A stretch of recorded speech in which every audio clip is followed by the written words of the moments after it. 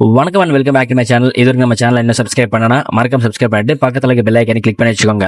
நாம இன்னைக்கு நெட்ஃபிளிக்ஸ்ல டைரக்டா ஸ்ட்ரீம் ஆகிக்கிற வார் மிஷின் திரைப்படத்துடைய ரிவ்யூ தான் பார்க்க போறோம். ஸோ இது இந்த படத்துடைய கதை என்னன்னா, யூஎஸ் ஆர்மி அவங்களுக்கு ஆட்களை எடுத்துக்கிட்டு இருப்பாங்க. ஸோ ட்ரைனிங் கொடுத்துருப்பாங்க.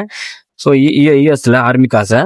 ஸோ அதனால காட்டுக்குள்ள அவங்கள கூட்டிட்டு போய் ட்ரைனிங் எடுத்தும் போது ஆல்ரெடி ஒரு நியூஸ்ல சொல்லியிருப்பாங்க, நம்ம பூமி மேல ஏதோ விழப்போகுது, எரிக்கல் மாதிரி ஏதோ விழப்போகுதுன்னு சொல்லிக்கிட்டு இருப்பாங்க. ஸோ இவங்க ஏதோ கண்டுக்காம இவங்க இருப்பாங்க. ஸோ காட்டுக்குள்ள போனதுனால அந்த அளவுக்கு அவங்க அது கேதர் பண்ணாம இருப்பாங்க. திடீர்னு ஒரு ஏதோ எரிக்கல் விழுந்த இடத்துல போய் பாக்குறாங்க. இது என்ன ஏதுன்னு பாம்பெல்லாம் போட்டு அது எதாவது பண்ணலாமா சொல்லும் போது தான் திடீர்னு பார்த்தா மிஷன் ஒரு வார்க்காக செட் பண்ணி எடிட் பண்ண ஒரு விஷயம் மாதிரி நிறைய உயிர்களை கொள்ளுது. கரெக்டா குறிப்பா பாத்தீங்கன்னா மனுஷனுங்களையே ஸ்கேன் பண்ணி மனுஷங்களை மட்டுமே கொள்ளுது. ஸோ இது எப்படியாவது தடுக்கணும். ஸோ இது தடுக்கலைன்னா மொத்தம் அமெரிக்காவையே அழிவுக்கு கொண்டு வந்துரும்னு தன்னுடைய ஹீரோ, அதாவது இந்த படத்துடைய கதாநாயகன் என்ன பண்றாருன்னா, அவர் இது எப்படியாவது தடுக்கணும்னு சொல்லி தடுத்து நிறுத்துறாரு.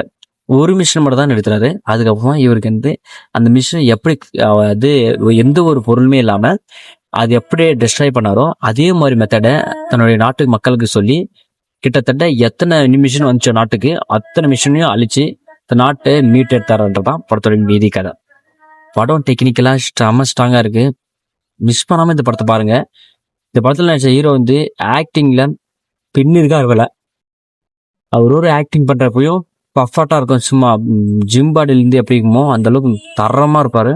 ஸோ நீங்க இந்த படத்தை மிஸ் பண்ணாம போய் பாருங்க. நெட்ஃபிளிக்ஸ்ல அவைலபிளா இருக்கு, தமிழ் டப்பிங்லயே இருக்கு.